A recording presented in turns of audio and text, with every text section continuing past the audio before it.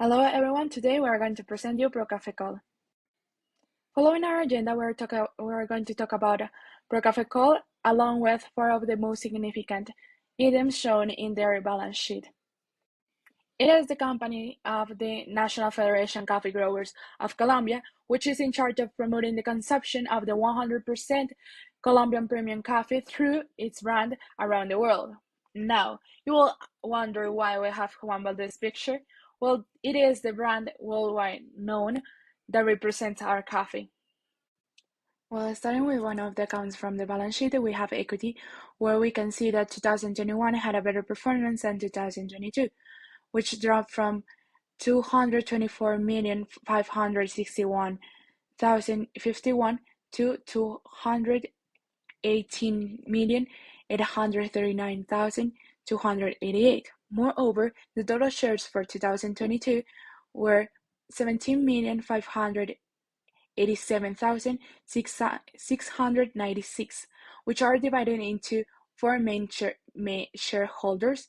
As you can see in the graph, we have the National Federation of Coffee Growers with the highest participation of 94%, that is equivalent to 16,538,465, and Manuel Mejia Foundation with the lowest participation of 0.4%, that is equivalent to 70,737. Now I will talk about the income between the months of January and September, comparing the years 2021 and 2022. We can see a drop in 2020 thanks to the pandemic and a slight recovery in 2021. 2022 had the highest economic recovery before the pandemic. That means an increase of the income of 144,784,000. Income is divided in 4 principal activities. The first and the highest percentage of the income are the sales in Juan Valdez stores. That means an income of 222,401,000. The second are the sales in the international market with an income of 73,591,000.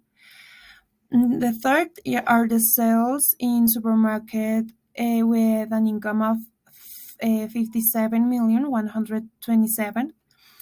And the last are the sales in neighborhood stores of 90,590,000. Following with costs, we can see in the graph the fluctuation over the past 3 years, where we have a dramatic rise from 2021 to 2022, which represents that the costs are directly related to revenues. As it increase or decrease, so will be the effect on it. About the expenses, we choose the 3 more important accounts to indicate it. The first is the employee expenses, that had an increase of 10,663,000 pesos, and that had for the increase of economical activity, that increased also the employability in Juan Valdez stores. The second are the sales expenses. In the same way of the employee expenses, for the increase of economical activity, that has an increase of 20,052,000 pesos for the needed of indirect services or indirect resources for the sales. And finally, the administrative expenses had an increase of 13,963,000 pesos for the services of technical assistance for the digital platforms implemented before the pandemic.